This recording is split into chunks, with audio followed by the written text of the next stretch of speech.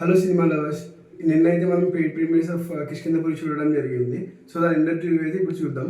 Which is directed by Kaushik Pagadapati and starrer Bellamkonda Srinivas and Anupama Parameswaran. So first half చూసిన తర్వాత అయితే నాకైతే చాలా బాగా నచ్చింది. ఆ ట్విస్ట్ కానీ, ఆ టర్న్స్ కానీ అండ్ అసలు మూవీ సెటప్ అయితే చాలా బాగా చేశారు. అదే ఫ్లోలో సెకండ్ హాఫ్ వెళ్ళుంటే మాత్రం మూవీ చాలా బాగా ఉండేది. But after watching the full movie నాకైతే ఓకే వన్ టైం వాచ్ అనిపించింది. ఇండియా త్రిపుల్లోకి వెళ్ళిపోతే మన రాఘవ అండ్ మైథిలి అయితే హారర్ వాకింగ్ స్టూడియోలో అయితే పనిచేస్తూ ఉంటారు. సో అసలు యాక్చువల్లీ వాళ్ళు రియల్ హాంటెడ్ హౌస్కి ఎలా వెళ్ళవలసి వచ్చింది అండ్ దాని తర్వాత అసలు దయ్యం ఎవరు ఏంటి అనేది మీకు తెలుసుకోవాలంటే కంపల్సరీ మూవీ అయితే చూడాలి. దీనిలో అయితే నాన్ స్పాయిలర్ రివ్యూ అనమాట ఇది. సో యాక్చువల్లీ ఫస్ట్ హాఫ్ అయితే నాకు చాలా బాగా నచ్చింది.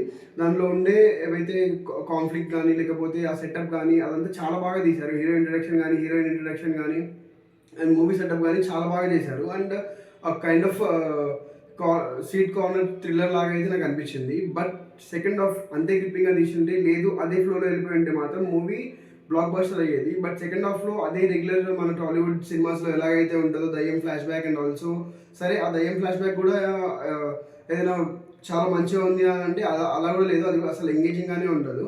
అండ్ పర్ఫార్మెన్సెస్ విషయాలకు వస్తే మన బెల్లంకొండ శ్రీనివాస్ గారు అయితే చాలా బాగా చేశారు. ఇంప్రూవ్డ్ అయితే కనిపించారు. అండ్ అతని డైలాగ్ డెలివరీ కూడా చాలా బాగా ఇంప్రూవ్ అయింది. ఒక లెంతీ డైలాగ్ ఉంటుంది, అదైతే నాకు చాలా బాగా అనిపించింది. ఆ టైమింగ్ కానీ అది కానీ చాలా బాగా ఉంది. అండ్ విఎఫ్ఎక్స్ విషయానికి వచ్చేస్తే విఎఫ్ఎక్స్ అక్కడక్కడ అయితే బాగుంది, నోటబుల్గా అనిపించింది. బట్ చాలా ప్లేసెస్లో కూడా అసలు విఎఫ్ఎక్స్ బాగాలేదు. అండ్ మెయిన్లీ క్లైమాక్స్ ఫైట్లో అయితే అసలు ఒక చెట్టుకి వేలాడదీసి కొంచెం ఒక సీన్ ఉంటుంది, సినిమా చూసిన వాళ్ళకి చాలా చాలా బాగా తెలిసి ఉంటుంది. అది అయితే అసలు వరస్ట్ ఏదో చాలా నార్మల్గా మనం పిక్సార్ట్లో దాంట్లో ఏదైతే చేస్తామో అలా అయితే ఉంది. సో టెక్నికాలిటీస్లో కొంచెం ఇంప్రూవ్ చేసి ఉండాల్సింది. అండ్ సెట్స్ కూడా మ్యాక్సిమం ఆఫ్ ది మూవీ సెట్స్లోనే తీశారు. అండ్ మీకు క్లియర్గా తెలిసిపోతుంది అనమాట.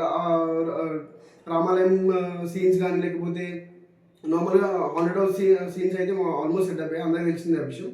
బట్ రామాలయం సీన్స్ కానీ లేకపోతే ట్రైన్ సీన్స్ కానీ అవన్నీ ఇంకా చాలా సీన్స్ ఉంటాయి, అవైతే మీకు ఈజీగా తెలిసిపోతుంది సెట్స్ అని చెప్పేసి. సో సినిమాటోగ్రఫీ కూడా కొంచెం ఇంప్రూవ్డ్గా ఉండాలి అని అయితే నాకు అనిపించింది. నెక్స్ట్ పర్ఫార్మెన్సెస్ విషయానికి వస్తే మన అనుపమ పరమేశ్వరన్ గారు. సో ఫస్ట్ ఆఫ్ ది 2025 అయితే అనుపమ పరమేశ్వరన్కి చాలా మంచి మూవీ పడింది. సో అదే ఫ్లోలో మంచి మూవీస్ తీస్తారు అనుకుంటే పరదా నెక్స్ట్ మూవీ అంత అయితే ఏం లేదు.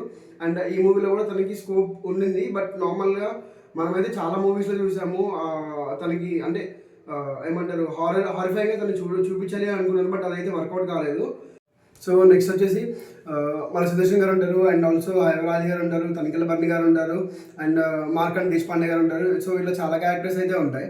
సో ఎక్కడైతే మనకి ఫస్ట్ హాఫ్లో ఉన్నంత కనెక్టివిటీ సెకండ్ హాఫ్లో అయితే ఉండదు. ఎందుకంటే దయ్యం రెగ్యులర్ టెంప్లెట్లు అయితే తీసుకెళ్ళిపోయారు. దయ్యం ఫ్లాష్ బ్యాక్ కానీ లేకపోతే ఏమంటారు ఆ దయ్యంతో ఫైట్ కానీ అసలు main drawback of the film ఏంటంటే క్లైమాక్స్లోనే ఆ దయ్యం ఫైటే.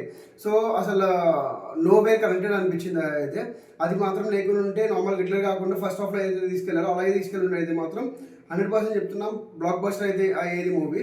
సో ఫస్ట్ హాఫ్ మొత్తం కొత్తగా ఏదైతే మనం ఆల్రెడీ మీకు తెలుసు తిను చావు కబుర్ చల్లగానే మూవీ డైరెక్ట్ చేశారు ఈ డైరెక్టర్ అయితే. సో అట్లా చాలా డిఫరెంట్గా అయితే సెటప్ చేశారు ఫస్ట్ హాఫ్. బట్ అదే కంటిన్యూటీ సెకండ్ హాఫ్లో ఉండే మాత్రం 100% బ్లాక్ బస్టర్ అయ్యేది మూవీ. సో నాకైతే చెప్పాలంటే వన్ టైం వాచ్ మూవీ.